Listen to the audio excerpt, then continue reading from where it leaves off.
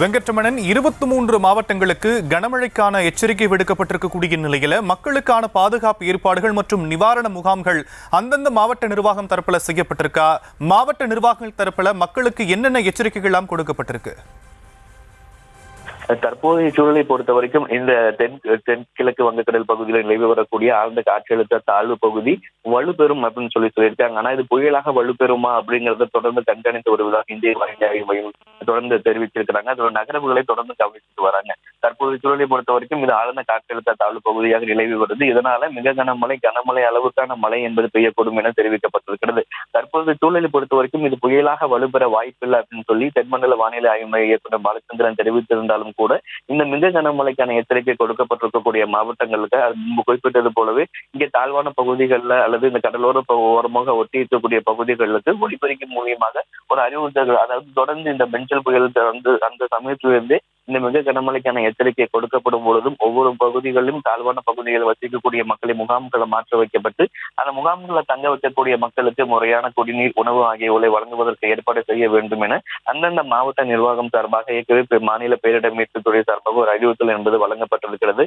அதையும் மீறி பொதுமக்களுக்கு ஏதாவது ஒரு மழை சார்ந்து அல்லது வேலை சார்ந்து ஏதாவது புகார்கள் இருக்கும் பட்சத்துல இங்கே மாநில கட்டுப்பாட்டு செயல்பாட்டு மையத்துல அந்த மக்கள் புகார் கொடுக்கலாம் அப்படிங்கிற தகவலும் தெரிவிக்கப்பட்டிருக்கிறது. அந்தந்த இந்த மிக கனமழை எச்சரிக்கை கொடுக்கப்பட்டிருக்கக்கூடிய மாவட்டங்கள்ல அணையுடைய நீர் அளவை தொடர்ந்து கண்காணிக்க ஒரு அறிவுறுத்தல் என்பது வழங்கப்பட்டிருக்கிறது. அது குறிப்பாக சாத்தனூர் அணை உள்ளிட்ட அணைகளுடைய கொள்ளளவு, அந்த நீருடைய அளவு எவ்வளவு உயருது அப்படிங்கிறதையும் தொடர்ச்சியாக கண்காணிக்க அதிகாரிகளுக்கு ஒரு அறிவுறுத்தல் என்பது வழங்கப்பட்டிருக்கிறது. குறிப்பாக இந்த கரையோரம் வசிக்கக்கூடிய மக்கள் ஆகட்டும், தாழ்வான பகுதிகளில் வசிக்கக்கூடிய மக்களுக்கு இந்த மிக கனமழைக்கான எச்சரிக்கை கொடுக்கப்பட்டிருக்கக்கூடிய அந்தந்த நாட்கள்ல மாவட்ட நிர்வாகம் சார்பாக நேரடியாகவே அந்த இடத்திற்கு சென்று ஒலிபெருக்கி மூலமாக ஒரு அறிவுறுத்தல்கள் வழங்கப்படுகிறது.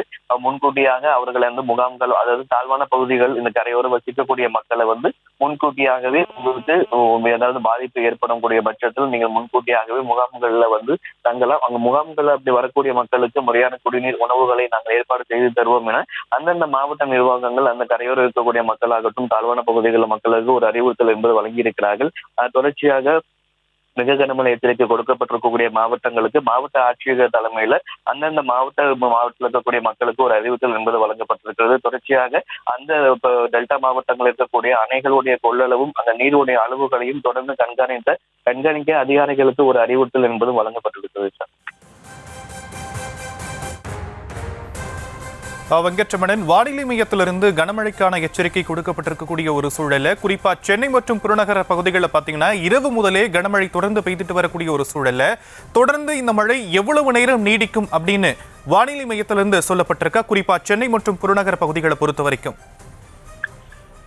இந்த ஆழ்ந்த காற்றழுத்த தாழ்வு பகுதி மேற்கு வடமேற்கு திசையை நோக்கி நகர்ந்து, அதாவது இன்றைய தினம் இலங்கை தமிழ்நாடு கடற்கரை ஒட்டி வர வாய்ப்பு இருப்பதாக இந்திய வானிலை ஆய்வு மையத்துடைய அறிக்கையில சொல்லியிருந்தாங்க. அப்ப இது மேற்கு வடமேற்கு நோக்கி தமிழ்நாடு இலங்கை கடற்கரை நோக்கி வருது அப்படின்னா நம்ம வட கடலோர மாவட்டங்களாக இருக்கக்கூடிய சென்னை, காஞ்சிபுரம், திருவள்ளூர், செங்கல்பட்டு இந்த 4 மாவட்டங்கள்ல இருக்க மற்ற மாவட்டங்களை ஒப்பிடும் பொழுது இந்த ஆழ்ந்த காற்றழுத்த தாழ்வு பகுதி இன்றைய தினம் வலுப்பெற்று காற்றழுத்த தாழ்வு மண்டலமாக மாறக்கூடிய பட்சத்துல இது தமிழ்நாடு இலங்கை கடற்கரை நோக்கி நகருவதற்கான வாய்ப்புகள் இருக்கிறதா இந்திய வானிலை ஆய்வு மையம் சொல்லியிருக்காங்க.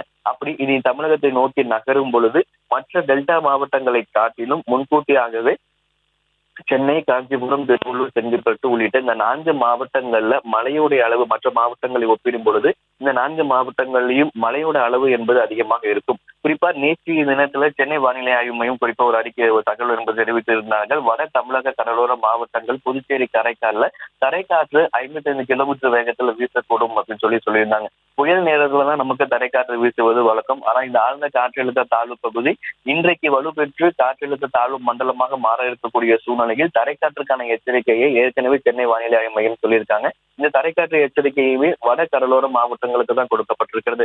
சென்னை, காஞ்சிபுரம், திருவள்ளூர், செங்கல்பட்டு இந்த 4 மாவட்டங்கள்ல தரைக்காற்று வைத்து 55 கிலோமீட்டர் வேகத்தில் வீசக்கூடும் என தெரிவிக்கப்பட்டிருக்கிறது. அதே போல கடல் சீற்றமாக காணப்படும் அப்படிங்கிற ஒரு தகவலையும் நேற்றைய தினமே சென்னை வானிலை ஆய்வு மையம் சொல்லியிருந்தாங்க.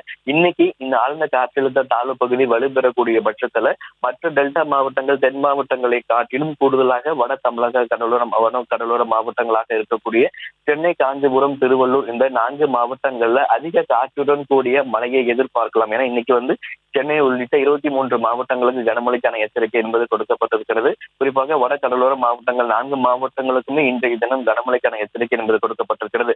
மற்ற டெல்டா மாவட்டங்கள், தென் மாவட்டங்களை காட்டிலும் இந்த 4 மாவட்டங்கள்ல தரை காற்றுடன் கூடிய கனமழையை எதிர்பார்க்கலாம்.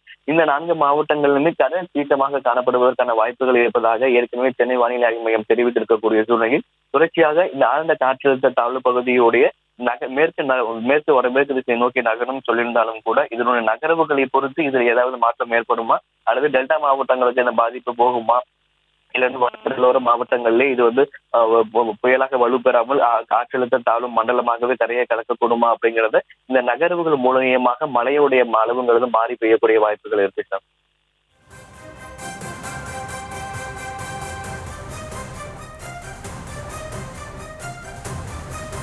வெங்கட்ரமணன், வானிலை மையத்திலிருந்து கனமழைக்கான எச்சரிக்கை தொடர்ந்து கொடுக்கப்பட்டிருக்கக்கூடிய ஒரு சூழல்ல குறிப்பா வட மாவட்டங்களுக்கு தேசிய மற்றும் மாநில பேரிடர் மீட்பு படைகள் அனுப்பப்பட்டிருக்கா? அவங்களுடைய தயார் நிலை குறித்த விவரங்கள் கொடுக்கப்பட்டிருக்கா தற்போது வரைக்கும்? பாண்டிச்சேரியை பொறுத்த வரைக்கும் கனமழைக்கான எச்சரிக்கை கொடுக்கப்பட்டிருக்கக்கூடிய சூழ்நிலையில் பாண்டிச்சேரி அரசு கேட்டுக்கொண்டதன் அடிப்படையில் 30 பேர் கொண்ட ஒரு குழுவினர் நேற்றைய தினம் புறப்பட்டு சென்றிருக்கிறார்கள். அதே போல மேலும் தேசிய பேரிடர் மீட்பு படையினர் தயார் நிலையில் இருப்பதாகவும் அவர்கள் தெரிவித்திருக்கிறார்கள். மாநில அரசு கேட்டுக்கொண்டால் நாங்கள் எப்போது வேணாலும் தயாராக இருக்கிறோம் என அவர்கள் தெரிவித்திருக்கிறார்கள். பாண்டிச்சேரி அரசு கேட்டுக்கொண்டதன் அடிப்படையில் 30 பேர் கொண்ட ஒரு தேசிய பேரிடர் மீட்பு அரக்கோணத்தைச் சேர்ந்த 30 பேர் கொண்ட ஒரு தேசிய பேரிடர் மீட்பு படையினர் நேற்றைய தினமே பாண்டிச்சேரி புறப்பட்டு சென்றிருக்கிறார்கள். அவர்கள் இந்த மீட்பு பணி ரப்பர் படகு, மரம் மற்றும் கருவிகள் உள்ளிட்ட உபகரணங்களோடு பாண்டிச்சேரிக்கு நேற்று விரைந்திருக்கிறார்கள். மற்ற கனமழைக்கான எச்சரிக்கை கொடுக்கப்பட்டிருக்கக்கூடிய மாவட்டங்களாக காரைக்காலுக்கும் இன்றைக்கு கனமழைக்கான எச்சரிக்கை என்பது கொடுக்கப்பட்டிருக்கிறது. அதே போல தமிழகத்தில் 23 மாவட்டங்களுக்கான எச்சரிக்கை கொடுக்கப்பட்டிருக்கிறது. தமிழக அரசு கேட்டுக்கொண்டால் நாங்கள் அந்த பகுதிகளுக்கு செல்வதற்கு தயாராக இருக்கிறோம் என்ற ஒரு தகவலையும் தேசிய பேரிடர் மீட்பு படை தெரிவித்திருக்கிறார்கள்.